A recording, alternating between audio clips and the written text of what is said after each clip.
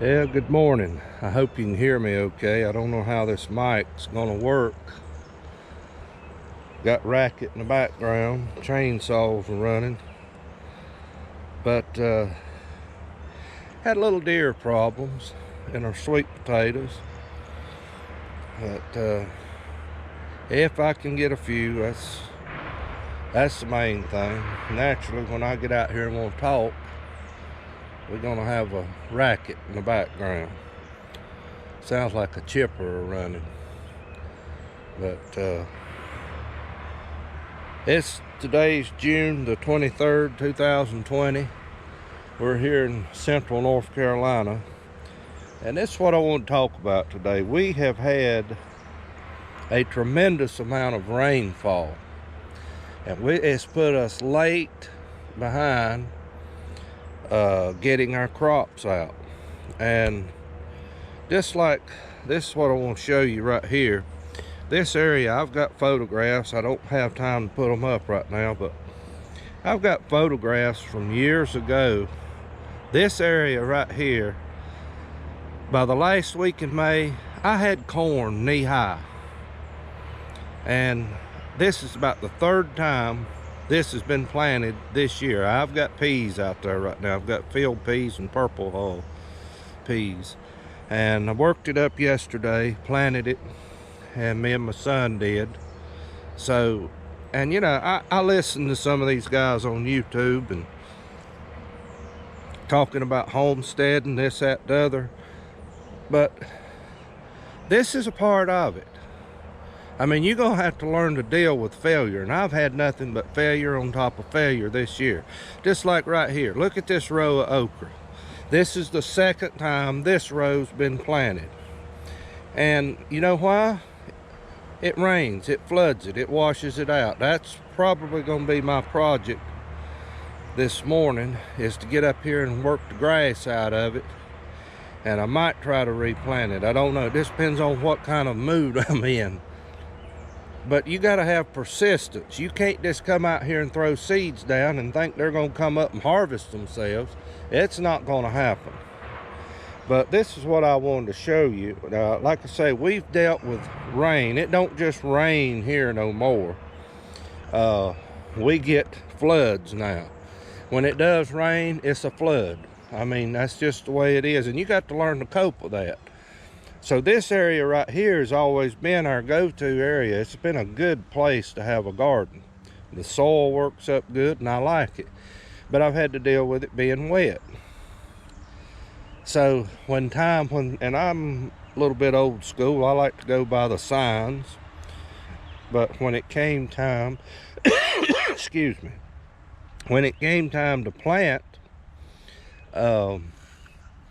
it was just mud. I mean, you'd sink to your knees just about. I mean, it was something else.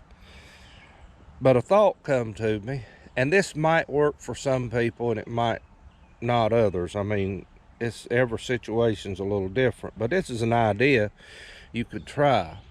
But in this field, I had around here, had an area right up on this hill. You can't, I know the camera don't do it justice, but I'm on a little bit of a hillside, not a real steep slope by no means, but right up the hill there, I have another spot. It had not been broken in several years. Is just laying there, and I happen to think with all this rain, I wonder if that'll break. So I went up there just to try it, and lo and behold, we broke it up. And here's some birds going on up there, but lo and behold, we broke it up and it broke. And as you can see, I don't know how this camera, I'm looking at a little picture, so I don't know how this does, but as you can see, we have got a beautiful stand of corn. It's up, looks like about a foot high. I plowed it late yesterday evening and worked a little dirt to it. It's got to have its second fertilizing here probably in another week maybe. And If I get the old 140 going, I could throw a little more dirt to it. But the old farm-all has got some issues right now, so I'm having to use my 8N. But the middle row right here don't have a whole lot in it. I don't know if the planter was acting up when we planted it or what happened, but the other, I got 6 rows all together. These other rows look good, and this is Stowell Evergreen sweet corn, and I tried it last year for the first time and liked it, so hopefully we'll like it again this year. And I got a little, here's another project that I'm going to work on today. Here's another failure.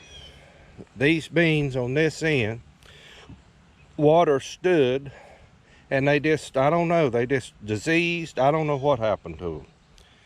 Now these are the jade bush beans, and like I say, this is new ground this year. It was turned in probably about 6 weeks ago, I guess, maybe less, I don't know, somewhere along in there. And hadn't planned on this. This is a trial and error thing. I mean, I had to do what I had to do, but this ground was dry enough that I could get into it and work it, where that down there was nothing but mud. And so it's just a thought of persistence pays off. Now, I still hadn't harvested an ear of corn yet, and you know, that remains to be seen, but my plan is that I will. You know, that's a Bible principle. We plant and hope that we're going to receive a harvest. And I kind of look at it as a garden as a way of God's means of preparing a soul. You know, he cultivates it and weeds it, nourishes it. And so that's a whole lot of what we do. There's a lot of Bible principle in a garden if you'll take time to look at it. But anyway, I thought I'd share this with you, that persistence will pay off. Now, I hadn't received a harvest. I hope I can show a video of the corn we pull off of here. That's my prayer. Don't know that I will, but I might do another video here later on. Might just show myself. I don't know. I don't like to put myself out on the line much. This is the first most talking I've did on one, I believe. But I want to try to have a decent garden, and seem like things a little more depend on it now than they have.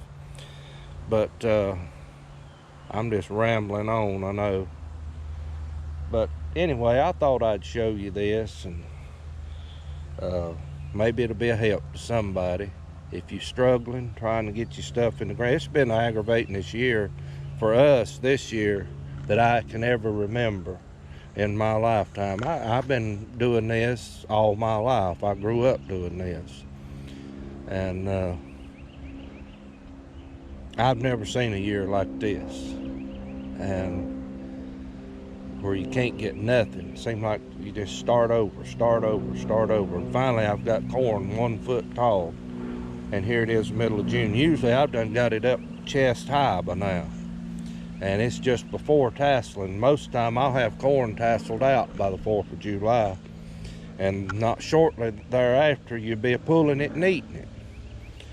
And this year, but I don't know. And then we've got the deer problem. Now, I'll be honest with you, I don't have no good solutions for that. Me and my father-in-law was talking yesterday evening about it. And I don't know, there's an idea in mind, but it's gonna take some doing to get it done. A couple of things. One, be putting up a fence, but that's a lot of work, a lot of expense that I don't have right now. But another thing we thought about, we've got a lot of chicken farms around here, and one thing I know for a fact, because I've done it in the past, deer despise chicken manure. They can't stand that smell. And my garden loves it. But I'm just walking along through here. I'm just looking at deer track. I don't know if I can get it to focus in. Oh, camera goes dark. See there? I mean, that's what I got to deal with. And I'm sure other people's got to deal with it.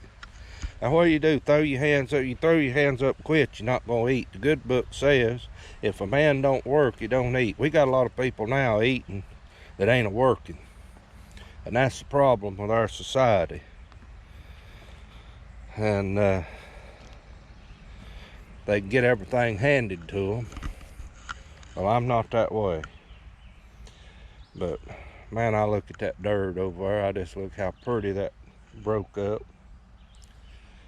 And I hope and pray that I got about 7 rows there, field peas. These are big boys on this side. That side over there is purple hulls. And we sowed, got a patch up the hill over on the other side over there. We sowed it with black-eyed peas. And they're good eating peas. I like them fresh versus eating them dried. But you might see a video. I've got a video up. I put up, I think it was last month. The first disking I did on this, I hard it up with a little old gang disc, pull type.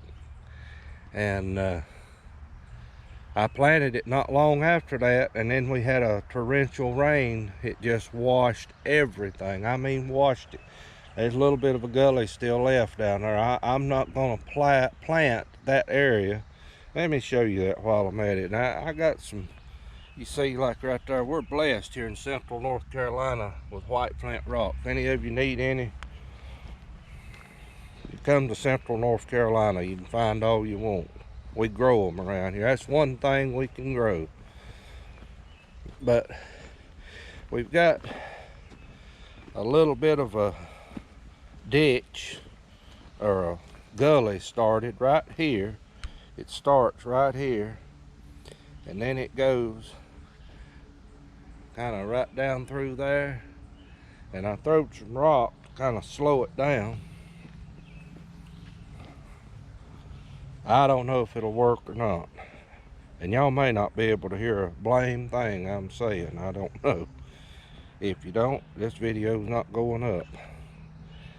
But you can see there I've started throwing. I may pile some more in here and just not till this, not plant it.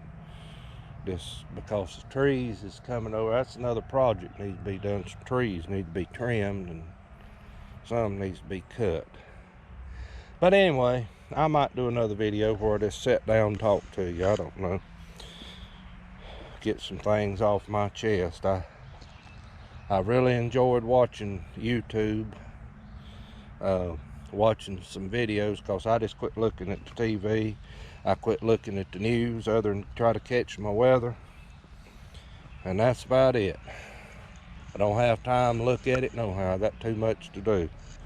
Here's another thing I'll show you. I learned this from a guy, Deep South Homestead. I've got a little old disc hiller I made myself. And I ridged this ridge up right here. And then I went down and stuck me a stick in the ground and put these tomato plants out. These are yellow tomatoes. And I went and done that. And yeah, I see since I've hard this, there's been another blamed deer come up here. But he didn't bother nothing. That's the good part about it. I don't see nothing he's bothering. But anyway, I did this same way I done my sweet potatoes. I just put a ridge up, fertilized it, and then stuck a stick in the ground. Stuck my plants down in there. But hopefully that'll work. They're looking good. I'm really tickled with them. I need to put the disc back on and throw some more dirt to them, but I'll do that later on in the week, probably if it don't rain. But they're looking real good.